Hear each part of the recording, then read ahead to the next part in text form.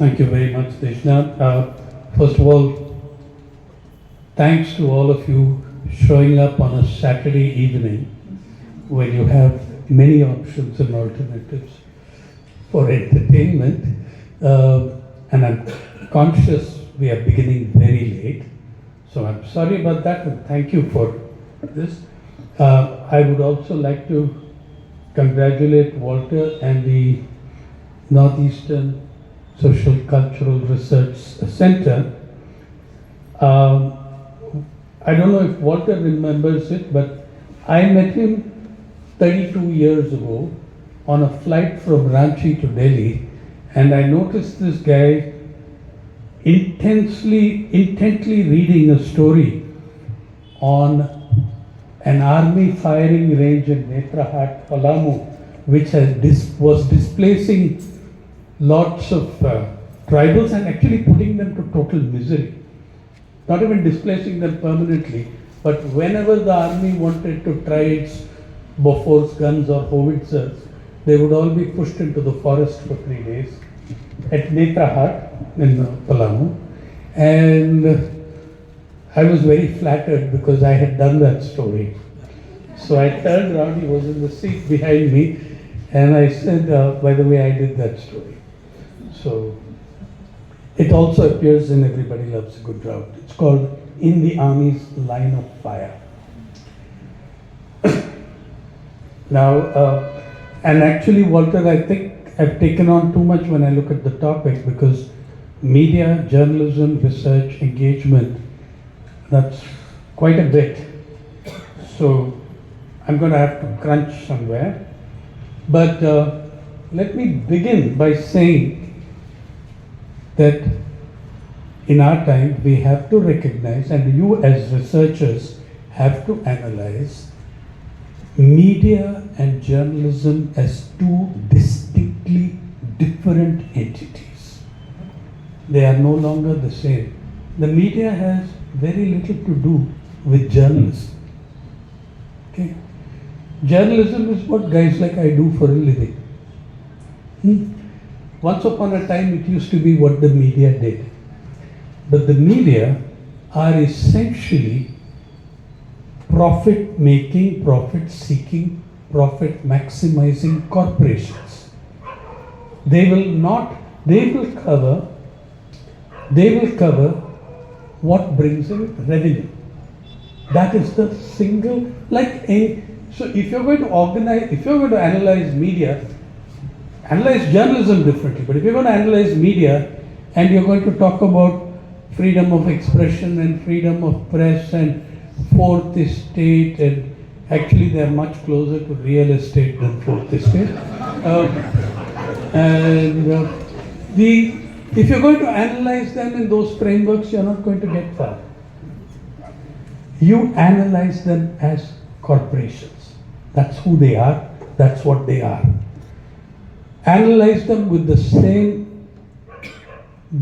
relentlessness as you analyze other corporations that have come and got into mining and displacing indigenous people. The way you approach those corporations and understand them, do the same. Journalism, there are in the worst newspapers, there are still very good journalists. That's the paradox. But they get fewer and fewer each day. Let me give you an example. In the one and only time I ever saluted the Modi government, I confess to having done so, the one and only time I ever saluted the Modi government was on the night of the eve of the first lockdown, that is March 24th, 8 p.m. 2020. The government of Narendra Modi became the first government in Indian history when it put out a list of essential services, right? It included the media. It included the media in the list of essential services. Now that was very good because it meant you could do your job, right? Now, essential services have another meaning. What does it mean? It means you're a protected service. It means you have job security. You can't, in the midst of a war, see, the army is an essential service. In the midst of a war, you don't sack half the army. Right? The fire brigade, you don't sack when a city is on fire. That's what the essential service means. And in the next 15-20 months, the corporations owning the media industry in this country sacked 3,500 journalists, violating Mr. Modi's listing of us as an essential service. And Mr. Modi didn't lose much sleep over it. Yeah, 3,500 journalists were sacked. You'll find that in an affidavit of the Delhi Union of Journalists submitted to the Supreme Court, in which the affidavit says these are minimal figures because we don't have journalists' unions in many parts of the country anymore. We can't get the accurate figure. Apart from the 3,500 journalists sacked, 10 to 15,000 non-journalist media workers lost their jobs. Technicians, cameramen, drivers, all of them lost their jobs. I became a member of the Press Council subcommittee. I'm not a member of the Press Council, but of the subcommittee to look into retrenchments during the COVID period. So we took our job seriously, sent out questionnaires to all the big houses, asking them to state, not just how many people they retrenched or threw out. Please tell us about the number of voluntary resignations that took place in this period, because you know exactly how voluntary those were. Yeah. Please let us know of those who took premature retirement. Please let us. We got. Remember, we represented the Press Council, a statutory body. We got rude, even vulgar replies. The Times of India wrote to us saying, "Who the hell are you to ask?" They sent a lawyer's notice, not a reply. Look at the wonderful thing, which is why I'm telling you, make a distinction between media and journalism. The Times of India said, you have no business looking into this. Hire and fire is our issue. You can go to a labor tribunal, whatever you like, but you cannot, a labor tribunal can ask us this, etc., etc. Here's the point. They said that the purview of the Press Council is press freedom, and our recruitment and hiring and firing policies have nothing to do with press freedom. So this is wonderful. You know that a journalist being sacked and losing his job does nothing to his press freedom, does nothing to his freedom of expression. This is actually what you derive from that statement. There were even more hilarious, this was obscene, but there were some humorous ones also. We found that a lot of newspapers, we will never know actually how many journalists lost their jobs. But by the way, up to August 22, an estimated 720 to 750 journalists died of COVID. And almost all their families are in debt because of paying these were mostly highly underpaid stringers. Okay? 4,000 a month, 3,000 a month. Yeah. And 2 rupees an each, whatever like that. And then when they get ill, they're hospitalized, the families take loans from a private money lender to pay the hospital costs. They're unable, the boy dies, girl dies, but the loan of 4 to 6 lakh rupees is there mounting. Then we found that Hindustan Times, some other newspapers had involved a really comical thing to stop having any liability for the journalist. Yeah. Suppose you are a stringer in, say, Dibrugarh, and you are hired by one of these newspapers you will sign a letter attached to your letter of seeking appointment. Your letter will say, I am not a professional journalist, nor is it my major source of income, nor is it my vocation. I dabble a bit in journalism as a hobby. So we came to call these people hobby correspondents. Yeah? Uttarakhand I know about 6 of them in Uttarakhand alone.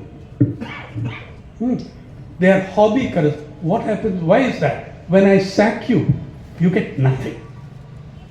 You're out. No compensation, no pension, no gratuity, no PF, nothing. No severance pay, nothing. I am not responsible for you, though you can slave for me for 2 rupees an inch or whatever it is for that thing. Yeah. Now, is this a problem of money? Oh, not at all.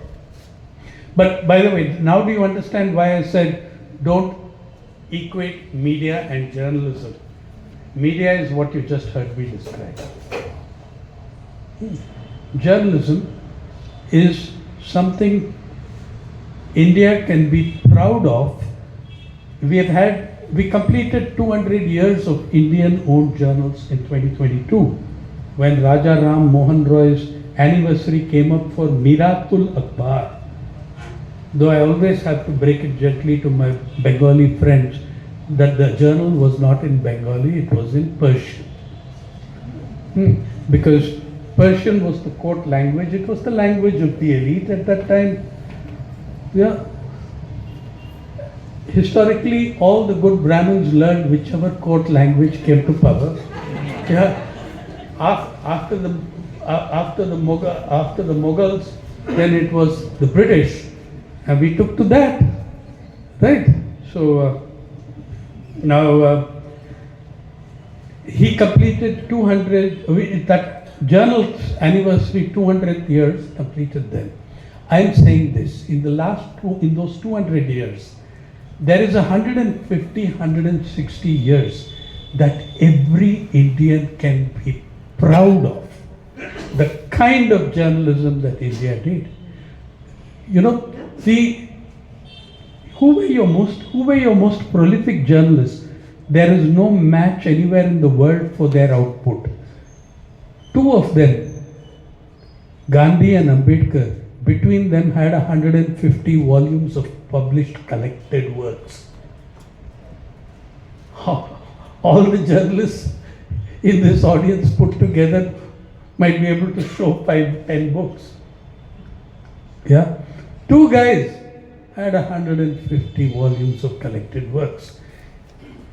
The great journalists of India were among several.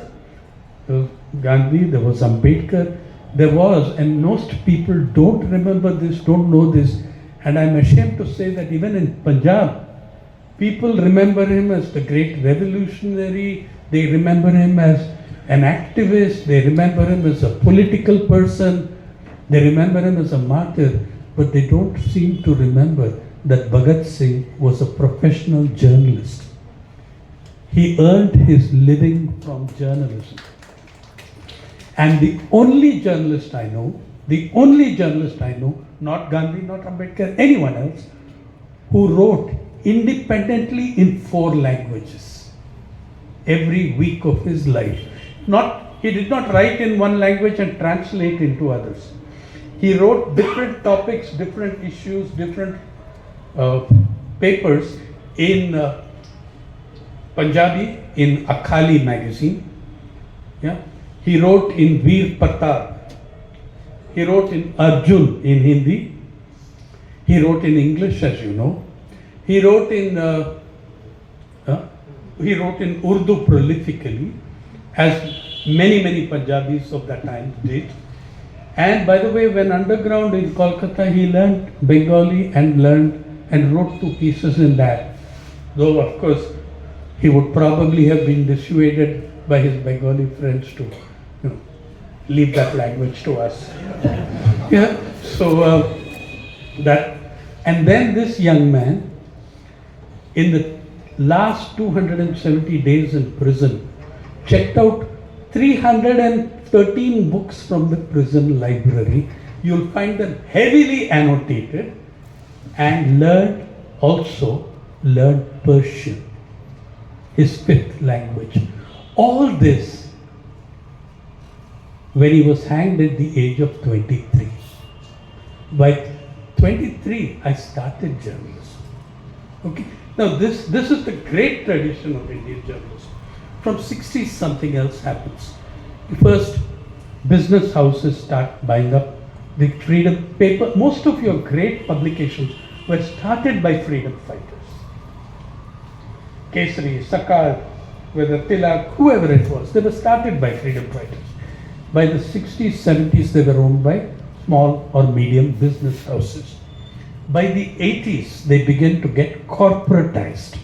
And this is the central point I want to make to you, because it's not different from academia and it's not different from research. Everything today, whether academia, research, or media, are corporate controlled and corporate driven and driven by corporate profit. You just to tell you, in case you're surprised by what I'm saying about academia, and let me tell you that all your great academic publications, journalists, are giant corporations. Elsevier, the largest Elsevier, by the way, owns Lancet. It owns Scopus journals. Yeah, it owns about 100 academic publications, journals.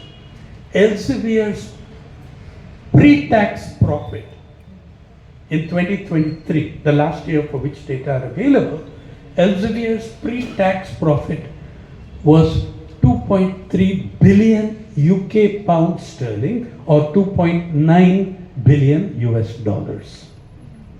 And you know that they have now spawned, they've spawned the entire business of pay and publish.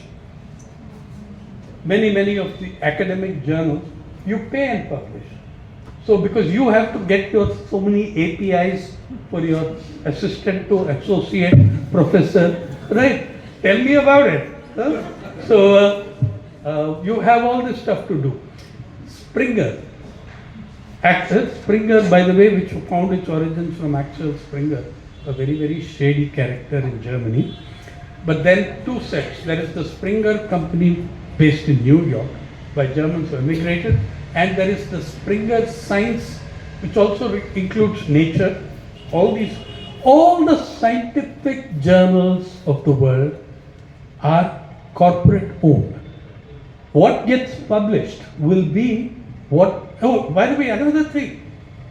Most of the research that they publish is public funded. It's public funded. You guys do it at NESRC. You submit it to them. They publish a book, and they sell that back to the university and the government.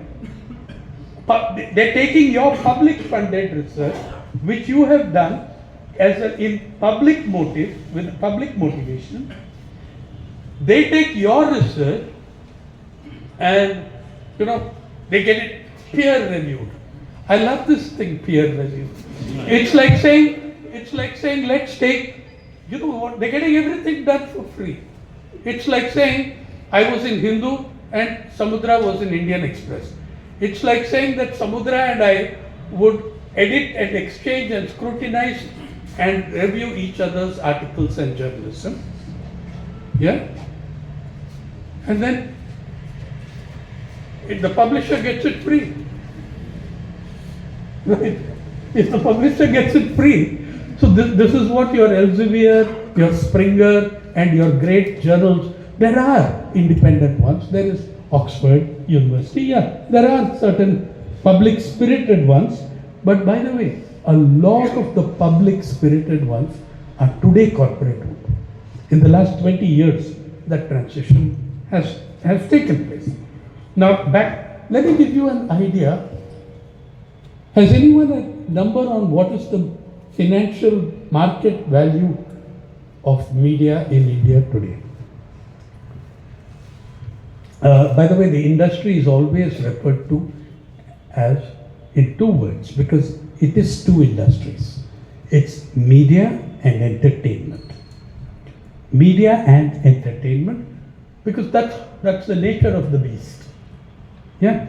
So, and in India, as you know, there is very serious. I mean, we'll get to that bit later.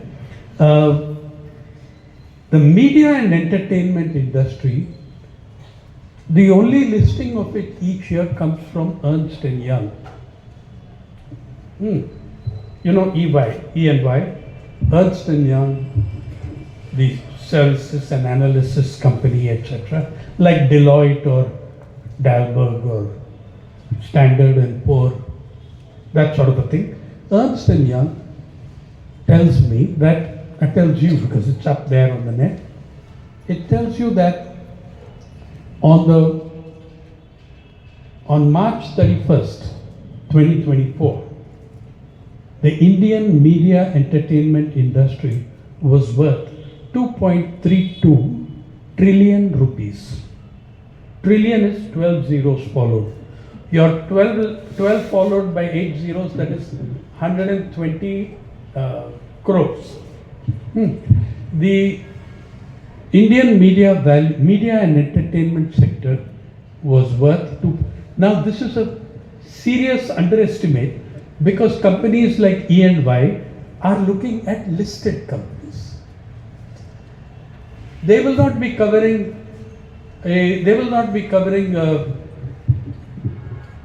the journal that the NESRC might put out. Huh? It's not a listed company, so Assam Tribune's value will not be incorporated there. So I'm not clear exactly how they've done it, but it's clear to me that the bulk of it has to be listed companies, because how the hell do you source information on, Tripura, Azad or whatever? How the heck do you get the value of it? But 2.32 trillion. Now here's the wonderful thing. In March 2024, the value was 2.32 trillion. Almost overnight, some weeks later, the value went to 3.4 trillion. How? A single media owner, Mukesh Bhai, presided over an $8.5 billion, by the way, $2.32 trillion was worth 28.5 billion US dollars when the rupee still had some meaning. And then by February he concluded a deal, and by March data was revealed in October, but actually it was a merger. And you guys should know this, all of you who watch streaming output. You know, you're all familiar with streaming, I don't need to explain that. He merged Jio Cinema with Disney Hotstar. It was an 8.5 billion merger and gives Mukesh Ambani's Jio Hotstar control of 50% of all streaming in India. 50% of all streaming in India, and maybe an obscene number of channels. Now, even before that merger, Mukesh Bhai was the richest man in India forever, and also the biggest owner of media. You know, do you have an ETV Assamese? No. But you've heard of ETV. ETV came founded by Ramoji Rao in Andhra Pradesh, Eenadu TV, the biggest newspaper in Andhra Pradesh. He then started the most widely dispersed media network in India. ETV Marathi, ETV Bengali, you can watch, ETV Hindi, ETV. Now everybody thinks, wow, what a wonderful thing that is, a regional group doing that. except for the 5 Telugu channels. All the other 19 channels of ETV are owned by Mukesh Ambani. And he bought them 15-20 years ago in a wonderful institution, a wonderfully named institution called Independent Media Trust. Yeah. Completely independent of anything, of any rational belief system. Right. So that is the thing. Now you're talking about a man who already had value of about 20-25% of the total value of Indian media, estimated. See, Mukesh Bhai doesn't know the names of all the channels he owns. I could perhaps help him, but I don't think he'd be keen on that. But now this guy already owned some, he was already the biggest media owner, and then the media value goes up 31% overnight with that single deal. Just imagine what share of the media one individual is controlling. This is in 2010, the Delhi Union of Journalists held a meeting, held a lecture to felicitate me when I completed 30 years in journalism. It's now 45, by the way. And when someone was asking me about Ambani, and I said, just be a little careful, guys, they were all journalists. I said, in 10 years' time, we could all be working for Ambani. Yeah? And it does not seem to have been terrible. But of course, now Mr. Adani has put his shoe in the door with the purchase of NDTV and Bloomberg Quint, and is on. It's on. You can see how the media has performed. By the way, the growth of this incredible inequality in ownership of media is a reflection of the growth of inequality in Indian society. The growth of ridiculous research topics and research subjects is a reflection of the growth of inequality. When I was in JNU in the late 70s, doing my MPhil PhD that I never completed, most of the people doing PhDs, 1 in every 2 or 3 was doing it on poverty, eradication of poverty, or they were doing it on land alienation, land reform. This 1 out of every 3 PhD topics that I was aware of, whether in the bloody political sciences or history or economics, was about land. Yeah. When I go back in 2005 as the Executive Council of JU. I claim the distinction of being the only student ever to have been rusticated and placed on the Executive Council of the same university. Yeah. So,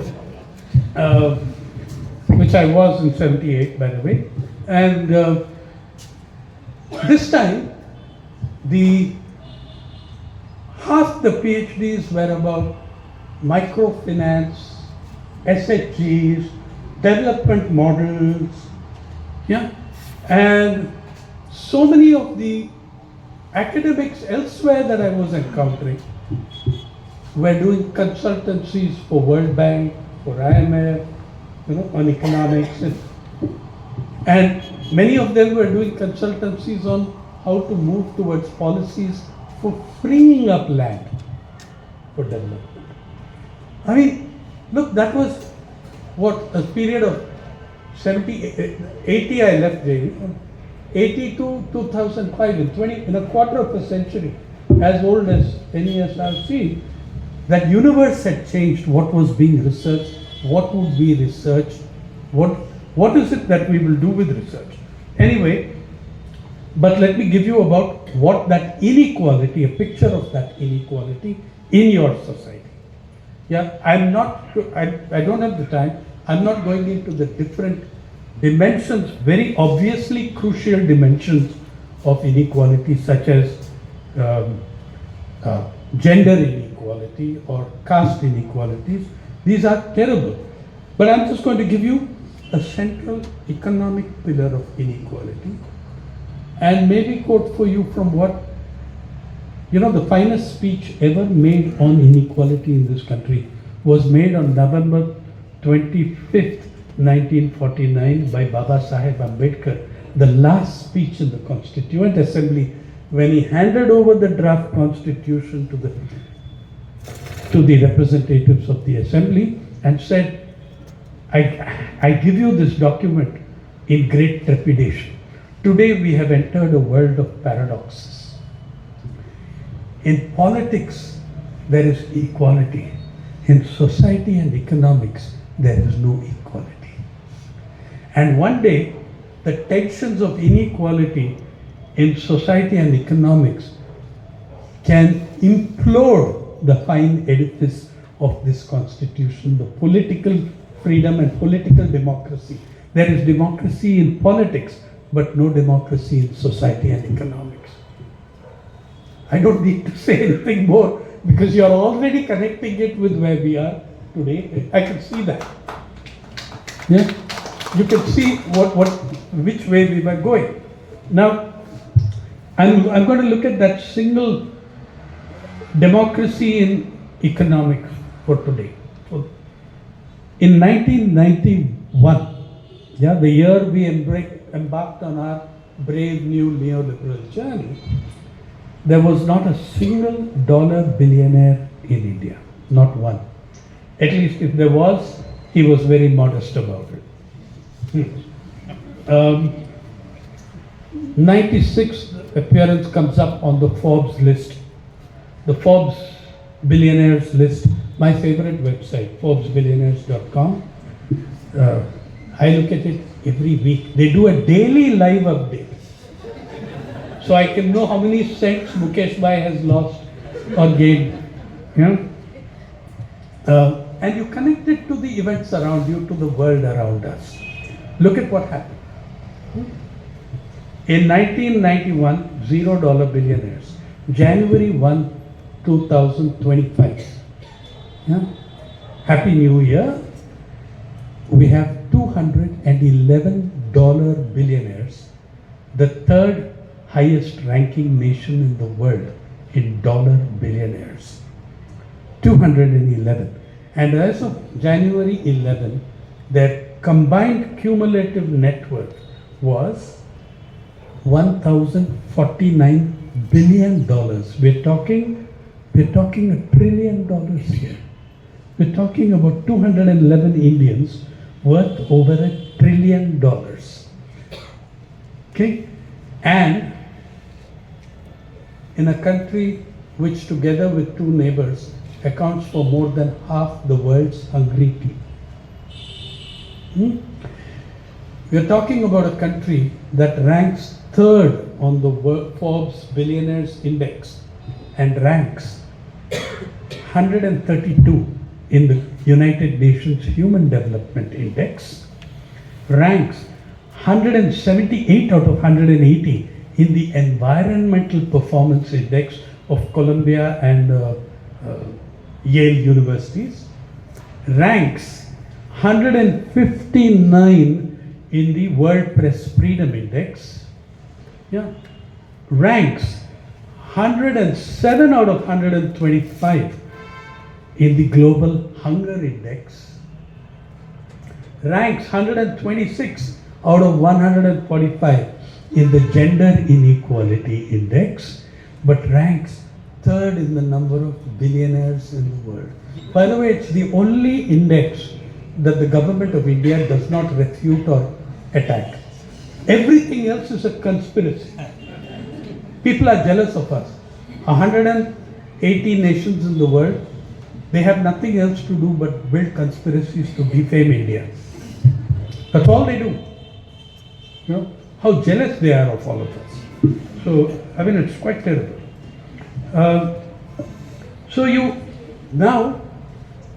the way this flows over into research, into coverage, into everything. One is, when you're a corporate, you will do what brings you revenue.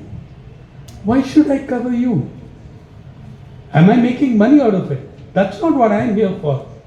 You know, I'm a media malik. I'm not Mother Teresa. Okay? Nor are we the Boy Scouts. I mean, we're here to make money. So you make money. Now, just to show you two things. In the spectrum of India, when I joined journalism, September 20th, 1980, every newspaper in this country had a labor correspondent and an agricultural correspondent. Every newspaper had a labor correspondent. Find me one now. There is no full-time labor correspondent or labor and employment correspondent anywhere. At the time when I was telling Walter that the Statesman Kolkata had a retired general who was covering golf full-time. Okay, I think it was Statesman, yes. Now, the statistical negligibility of golf in the Indian population is beyond my mathematical ability to calculate. So I'll spare you that agony. Yeah, there is not a single correspondent on full-time working on poverty, rural or urban. There is not a single correspondent working full-time on homelessness, rural or urban. There is not a single correspondent on by the way, there is not even today, though there will be, because money is coming into that sector, there is not a single full-time correspondent on climate crisis and change. Okay? But we have newspapers that have general newspapers, not even business newspapers. The business desk of a general newspaper has 12 full-time guys covering business, various aspects. Merchant banking, investment banking, stock exchange. I had a friend whose only job for many years was to cover futures. Futures on the. Now, we used to have a lot of fun trying to understand the word future. You know, it was being redefined there. Futures are, you're betting on the price of a commodity, so much time from now, whatever. Now just imagine you're a journalist, a reporter. You're born, if you're hardwired DNA as a reporter, you're someone who wants to go out and find something, write about it, connect to society, and you're covering futures. It must have been a miserable job, but he was earning 6 times what I did. So I guess he was okay with it. The average Indian national daily, the front page of the average national daily allocates 0.67% of its front page editorial space to news of rural origin. What's the percentage of rural population? 69%, as by the 2011 Census of India. So you're giving on the front page 0.67% of the coverage to news of 69% of the population. And by the way, that's a 5-year average and an exaggeration, because in those 5 years, 1 year is an election year. So then percentage of front route, those guys have the votes balance. So you cover rural India 12%, 13% on the front page, and it gives you an average of 0.67%. If I remove the election year and looked at all the data from Center for Media Studies, N. Bhaskara Rao's CMS, the oldest media studies institution in India, it came to 0.18 to 0.24% coverage. Now, what happens then on the inside pages? Crime and entertainment combined get more than all the social sector portfolios together. Housing, education, development, whatever. It all gets, crime and entertainment are the overarching areas of coverage. And as you know, in India, crime and entertainment have a heavy overlap. I mean, why do we have 200 TV cameras at the court when Salman Khan appears for his black buck case? Are we so passionately loving the black buck? Yeah? Or are we so concerned about crime? On the poaching crime? No, we care, or do we care about Salman the criminal, or are we there because Salman the entertainer, the entertainment? Yeah, crime and entertainment get more space than the rest of all that we do put together. Then you had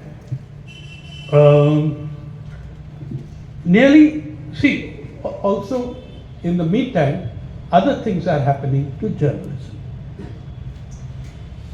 For one thing, we are getting killed in larger numbers. More than half the 28 journalists who have died in the last, since 2014, in the last 10 years, more than half of them were covering stories of land seizures, illegal mining, land displacement, and environmental issues like sand mafia, sand mining. More than half the journalists murdered. Who are these journalists? I'm just coming here via Mumbai from paying tribute to one of those young journalists. You might have read about Mukesh Chandrakar in Bastar, who was murdered by a group of contractors gang, was murdered by that. He was 32.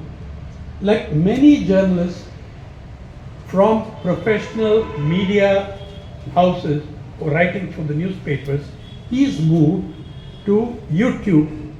YouTube is now where media refugees go. Yeah, he's murdered, and he's 32. Okay, for me, that's a young boy. He's 32. All these journalists, 14 of those 28 journalists, and actually it's a lot more. I won't go into the. What happens is, if you go by Wikipedia, it is 44 since year 2000 and 63 since 1992. But that doesn't take into account a lot of people whom we consider journalists, but they are not employed by big major remember the murder of Gobind Pansare, M.M. Kalburgi, Narendra Dabholkar. They were all prolific writers in the media. They were prolific columnists. Then Gauri Lankesh gets listed because she was, in their understanding, a professional journalist. And of course she was. Many of this kind of person has not been counted. So you'll reach a much more incredible number. But that's one thing that's happening. The second thing is that the best journalists are the ones who are getting laid off, because they tend to not want to do whatever they're told to do. They want to do good stories. Guys, just look at one thing. Have you ever seen in this past 45 days any serious analysis of the scope, scale and impact of what's happening at the Mahakumbh Mela? I'll just give you one little thing. Now, obviously, it's the biggest event ever in our history. There's no doubt about it. But you don't, incidentally, I think the biggest sacrifice made is the Ganga. But never mind that. Let's take a thing. I'm going just by the government figures, and you find me why the major newspapers, channels don't raise simple questions. The temporary city, the government has published obligingly all its numbers. It says 4,000 acres created the temporary city with parking for 150,000 vehicles at one time, with tents, with 150,000 tents, all these things, and they constructed 39 bathing ghats in addition to the 9, 10 which have always been there. So you're talking about 40-50 bathing ghats. They also published a figure day before yesterday saying 66 crore, 660 million human beings have taken a day. Now, I think you need a supercomputer. You don't need a supercomputer to do the math. Now let's say to walk into that water, have your dip, walk out of the water, would it take you 3 minutes? When you're seeing it on TV, that's taking a lot more than 3 minutes. But let's say that everybody was only permitted 3 minutes. Or just calculate how many minutes that takes and calculate how many years it would take for 66 crore people to have a day. See this simple, you see the death of skepticism is the death of journalism. And no one is saying that this is not a mega event. I know it is. I know I've been affected by it while traveling in Bastar. There were no cars to hire because they'd all gone to the Mahakumbh. It's a gigantic event. But any number, now get to what's happening in research, in many of the things that are happening in research, for instance. Look, there are many great things we are doing. I am, for one, very admiring of ISRO's Mangalyaan mission. I think it's a great achievement that India could become only the third country to put a vehicle in orbit around Mars. One. Two, if you read the ISRO's website, it lists primary science objectives of the mission. And it's a very important mission. And one of the objectives which caught my eye was it is to study the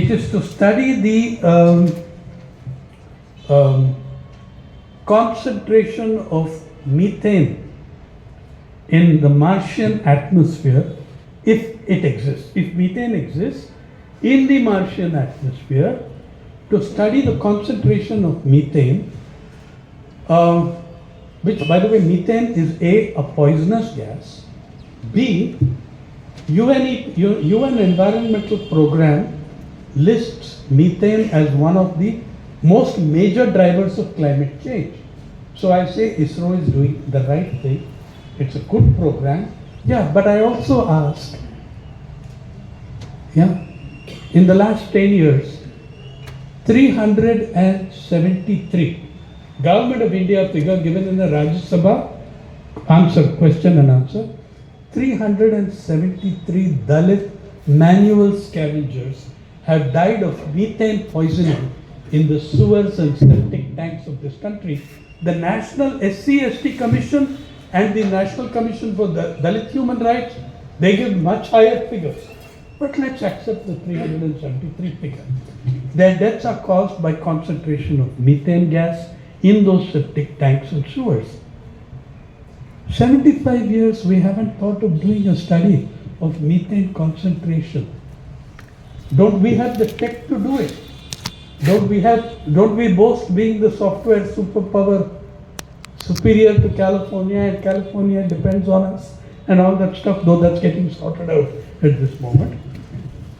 And so I'm saying, what do we research? Why do we research it? And how do we research it? I am saying that journalists and researchers have some things to learn from each other. And I think that researchers have this to learn, the application of skepticism to that. I have this argument, if I keep asking my friends, primarily the leading economists whom I know, Have you guys ever met the person on the ground who puts your data together? Now take the Indian census for instance. I think it's one of the greatest documents in the world. On aggregate, the many errors get left out because undercounting in one area is offset by double counting in another area. But when you disaggregate the data and you come to tribes and tribals, it goes haywire. Like the Birhors. Let me take the Birhors, you know, there are about 4,000, 3,000 Birhors. Birhors, the name comes from Bir and Ho. Bir is forest, Ho is people. People of the forest. There's probably less than 3,000 of them now. The Birhors are a nomadic people, okay, and they had this triangle between what is today Chhattisgarh, which used to be Madhya Pradesh, and even now they come via Madhya Pradesh, Chhattisgarh, Odisha, Bihar, they move. Now in different parts, they used to be called different things. They used to, till Pandit B.D. Sharma came and sorted it out, they were listed as 3 different tribes. They were listed as Birhor, they were listed as Mankhidi, and they were listed as Mankhidian. They were monkey trappers. You know?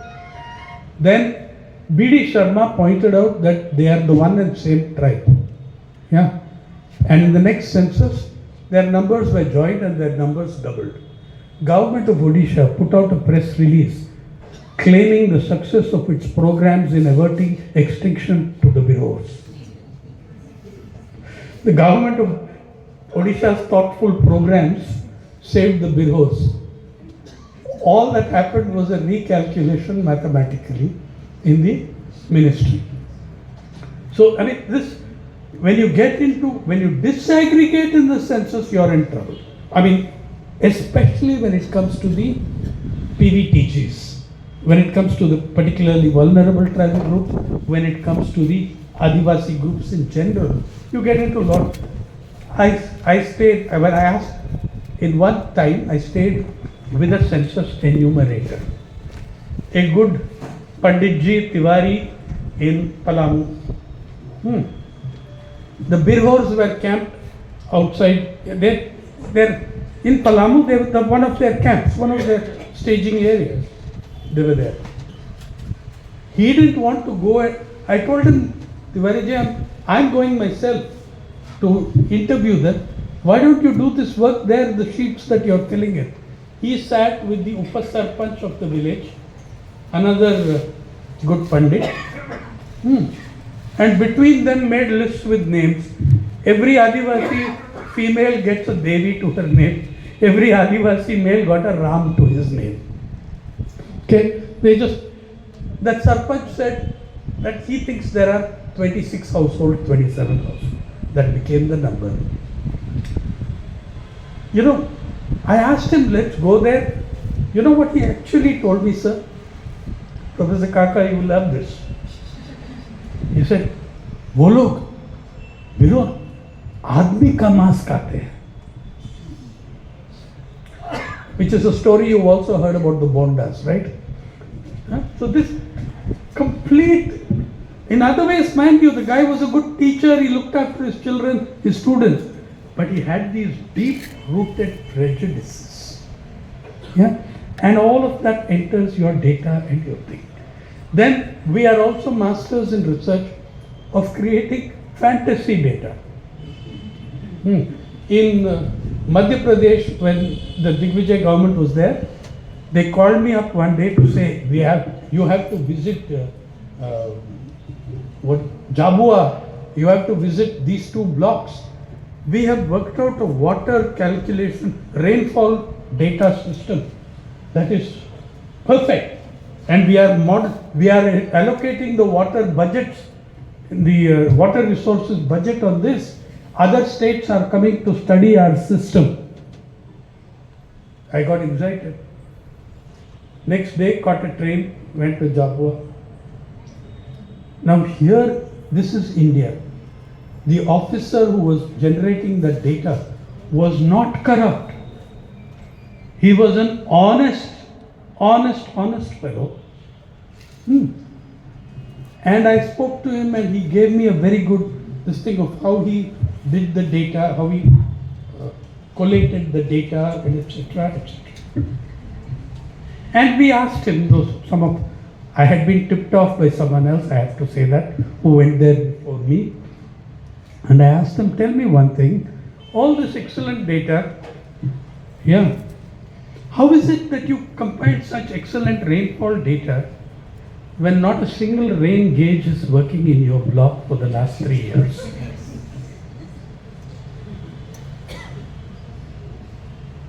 He did not deny anything. He got up and he brought 2 files, one thin file and one slightly thicker file. The thicker file was of his appeals to the government, to the block office, to Bhopal.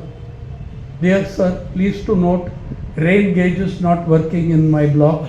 Please let us have the rain gauges replayed. He got no replies to this, but the thin file was full of notes saying, it has been noted with concern that you have not filed your rainfall data as per due date. Kindly do so. And the last one of the messages says, we will start disciplinary proceedings against whatever. So I said, so then you cooked it up? He said, no sir, I did not cook up anything. I asked him then how did he had a very valid, very solid answer, though it will not work today in the period of climate change. He said, sir, blocks are administrative. They are not geographical units. They are not natural physical units.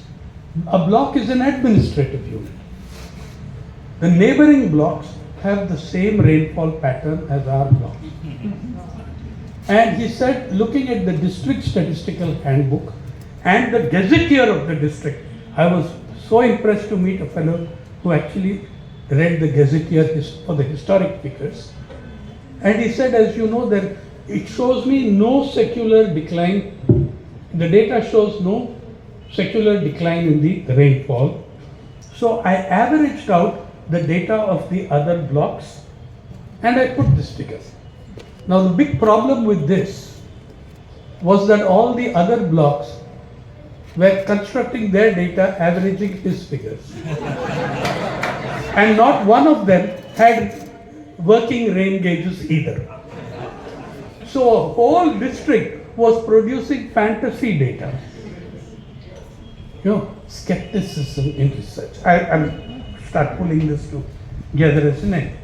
So the thing is that if you are looking for, I was saying the inequalities in your society, and then I'll tell you what I think we can do. The inequalities in your society are reflected in your elections. And they are reflected in every house of parliament that you have. Let me give you you remember that in 2004, we started an affidavit. Remember, Walter, an affidavit, self-statement of your financial worth. Even allowing for the modesty that such questions produce, 30% of the 2004 Lok Sabha, 30% were self-declared crorepati's. In 2009, I'm giving you all numbers from ADR, Association for Democratic Reforms, which all of you see anyway. In 2009, the number of crorepati's in the Lok Sabha was 58%. In 2014, it was 82%. In 2019, it was 88%. In 2024, it is 93%, which means of the 543 MPs in Lok Sabha, all but 39 are declared crorepatис. About half the rest will be undeclared crorepatis, but never mind. This is good enough for you. 93%. Now, these are the people who are going to represent some of the poorest human beings on planet Earth. Yeah. What are we researching? Should we be looking at the link between the represented and the representative? How that is working out? How it is working in our electoral systems? That's what. Then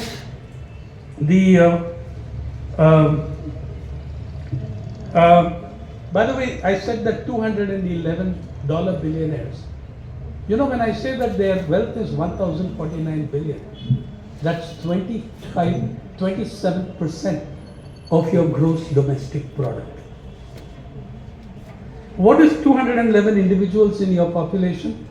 0.000015%. And this concentration of wealth, Thomas Piketty's World Inequality Report tells us, is greater than seen in the British Raj in 1921.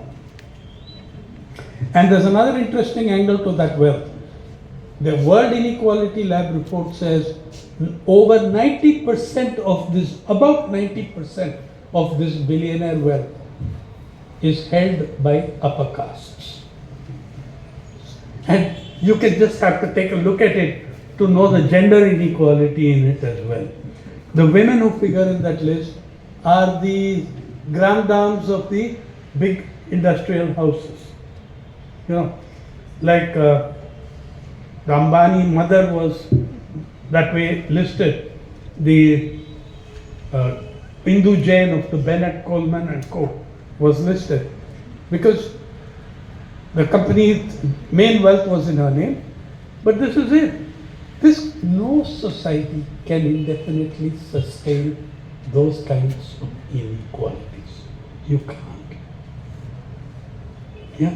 No society. And we are not sustaining it. Many of the troubles, the rise of fundamentalism, the rise of violence, the incredible communal polarizations, and I'm not talking just about Hindu-Muslim, though that's the major one. Just seeing something else in Manipur. These are, without a doubt in my mind, linked to the incredible inequalities deepening in Indian society. So that's another thing. And by the way, how do the media respond? They don't, because they are beneficiaries of that growing inequality. Look, you know, when in 2000, 2005, we all got very excited. Internet is liberating. It's a liberating force. Actually, the digital monopolies are the greatest monopolies in human history. And watch how all they line up to surrender on their knees before Trump. Yeah? Musk is Trump's mini-me. And Zuckerberg, you know, whom we gave us, 4-hour session in IIT Delhi as a sort of role model for our young IIT kids. Yeah. Zuckerberg and is apologizing profusely to Trump, giving a $28 million. Jeff Bezos is giving a $28 million gift to Melania Trump's charity. Jeff Bezos is the owner of Amazon, who also owns the Washington Post. All the institutions that you thought was, understand one thing, the anchors on TV, the editors who speak on these panels, they appear to us to be very powerful people. And they are, as long as they are on the side of the powerful. The media appears powerful when they are hand in glove with the powerful. When they move away from that, then you have to, where 1 in 1,000 can build that independent audience like a Ravish Kumar does, because he was always independent. Inside that organization or outside it, Ravish Kumar is independent. So when he went, he took his audience with him. Many instead cave in and cater to the audience that the management required. So I can replace you with someone else. It's not difficult. There are so many clones waiting to take your place. And 3,500 of us lose their jobs. Right? So this is in a nutshell your media picture. Finally, there is the engagement. And that is, what do we do? The first thing is, I think that as journalists, I want to reclaim the legacy of the Indian press in the freedom struggle.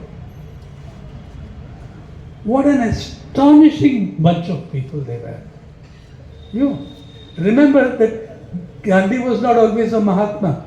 He earned a living as a journalist after giving up a lucrative practice in London, where in 1913 he was earning 15,000 pounds a year. That was a hell of a lot of money. As an Ambedkar, you had to go back. You didn't, when you were one of these guys, you didn't know which day you'd go and find your press shut down, locked out, or electricity cut off, or whatever. Because that's what the British Raj was want to do. I have a more recent book called The Last Heroes, The Last Freedom Fighters Alive. On April 26th, one of them will turn 100. The youngest is 98, the oldest is 105. All articulate people, but more than half of them have died since the book was published in November, end of November 2022. And one of them was a journalist, the only graduate.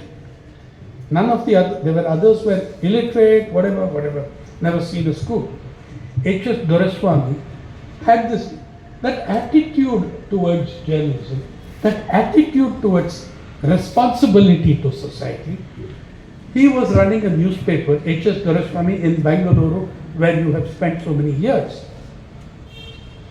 H.S. Doraiswamy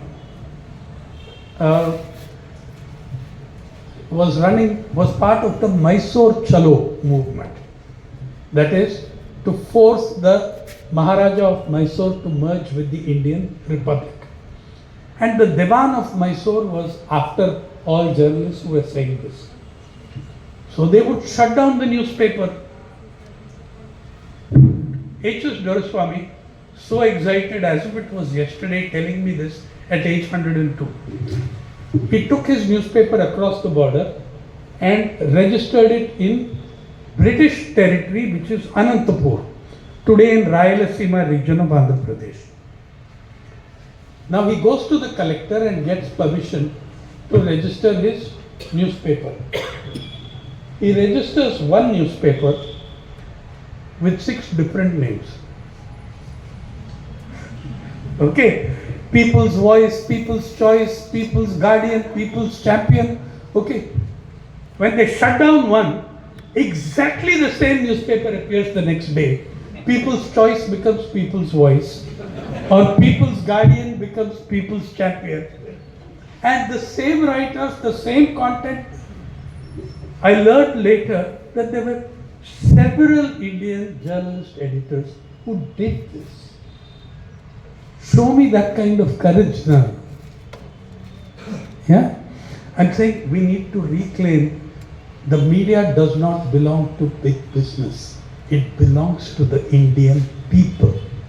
The legacy of the Indian champions, the Indian corporate leaders, their legacy is not the legacy of the freedom struggle. In 1857, what you are today pleased to call your first war of independence, while the pathetic little journals, underground journals of the time were proscribed, the corporate champions, the big business houses of Bombay and Calcutta in those days, held public prayers outside Asiatic Society, all these places, praying for the success of the British troops. That's who your great corporate families were with. Who fought when Bal Gangadhar Tilak was sentenced to 6 years in Mandalay prison? It was not the Godreges and the business houses of Bombay that came out on the streets. It was the textile workers, the illiterate textile workers They could not read Tilak. They had him read out to them. People with no literacy came out to protect journalists who they believed were speaking, giving a voice to those who did not have one. That is the legacy of Indian journalism. It belongs to the Indian masses. It's today kabzad, it's in the kabza of the corporate world. We need to liberate it. One. Two, we need to, everybody needs to support the vigorous but struggling alternative independent media efforts in this country, whether a wire or a frontline or these people have no money. They put it, many independent media journals, including my own, we put our own money to serve you. By the way, the People's Archive of Rural India, unlike any other, we don't have a subscription fee. We don't carry advertising because we believe there is enough advertising and enough channels selling enough crap to young people which they don't need. We don't take government funds. Not that this government will ever give us a fund, but we don't take government funds even when any other government is in power. We don't take direct corporate funds. We don't have an FCRA. We don't even apply for one. I know what would happen if we had one. Yeah. So, the first year we thought about it, and then we are seeing all the people with FCRAs, as you all know, how much they are suffering. Cancellation, laying off people. We work on random donations. Some of you can have a card of the thing. We work on volunteer labor. Yeah, and we are publishing every day in 15 languages. And we are not just, we don't break news. We think the news is broken. We think the news media are broken. We cover the everyday lives of everyday people. And how much, Walter, I enjoyed sitting with your team from NLAC this morning, because there is so much convergence between what Vijay and his team are doing and what we are doing in Pari, because languages, we believe Indian languages are at the soul of the Indian countryside, the soul of rural India. Rural India is the most complex part of planet Earth. 780 languages, 8 of them spoken by more than 50 million people. 5 of them spoken by more than, 5 of them spoken by more than 80 million people. 8 of them spoken by more than 50 million people, right down to small tribal languages with 8,000, 9,000, 6,000 speakers. The last speaker of Jeru in Andamans died 5 years ago. There are just 2 speakers in Tripura left of the language called Saimar, which has a faint Khmer origin, but it's not equivalent to Khasi.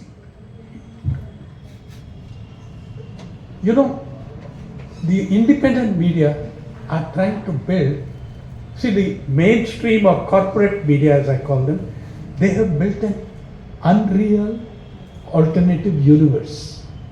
You can choose to be with that, or you can choose to be with the efforts that try building the universe as we know it, with a fast changing universe where we capture the everyday lives of everyday people.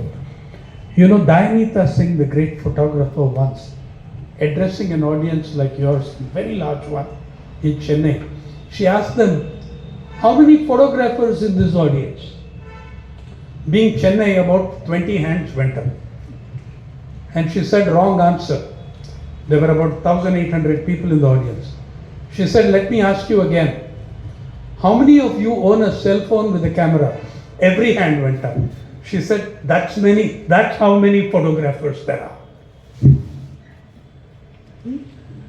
We need to take journalism, reclaim it. We need to reclaim the Republic. We need to reclaim its journalism. We need to take it back from the hands of the corporations. we need also to fight for diversity in journalism. We need to fight for a law to entrench diversity in media. Even in the United States, there are cross-ownership laws which says you cannot be the only guy in town owning the only newspaper in town, the only TV station in town, the only portal, the only radio station in town. Of course, those laws have been torn down from the Reagan time onwards, but they existed. We do not have a single law against monopoly, and that's the final point. If you cannot break and fight monopoly, and in our time, the challenge we confront is corporate monopoly, whether it's agriculture, media, academia, education. If you cannot fight off corporate monopoly, if you cannot fight for breakup and dissolution of monopolies, remember that the United States once broke Standard Oil into 12 companies. When they realized the House of Rockefeller was more powerful than the White House, they broke it. As at some point it will happen with Elon Musk. But the thing is, if you cannot fight for destruction of monopoly, and then you also need to fight for the revival and resurgence of the public broadcasters. Yeah? And the same principles apply in how do you liberate research from institutions which are completely, commandeered by corporations. The agricultural universities of this country once were close to the community. I was telling your friends in NLAC this morning, in 1978, I was standing in the Punjabi Agricultural University, Ludhiana. I was a student in JU with my friends there, outside the veterinary department, and this huge Sardar, 6 feet tall with another 6 inches of turban, walks into the campus, walks down the corridor, in tow a huge bull, as big as the Sardar. And he comes to the veterinary department and tells the faculty, बंदा तबीयत तो बिल्कुल खराब है इसका, बंदा is the bull, करो तो कुछ. And 100% marks to the faculty. They got up and treated the animal. They brought out some very primitive looking, frightful looking instruments which looked like they were last used in the Spanish Inquisition. but they treated the animal. Both parties understood one thing, that the university was the property of the community. It belonged to the community. The Sardar farmer saw that. He demanded that it serves him. They understood that it was their job to serve it. Today, in no agriculture university that I visit, I see a farmer within a mile's distance. That we need to reclaim our institutions. It's never been easy. It has been done. It won't be easy, because what you're fighting for is a democratization of media. You're fighting for a democratization of the digital. Yeah? It's never been easy. It has been done. It won't be easy. It will be done. Thank you.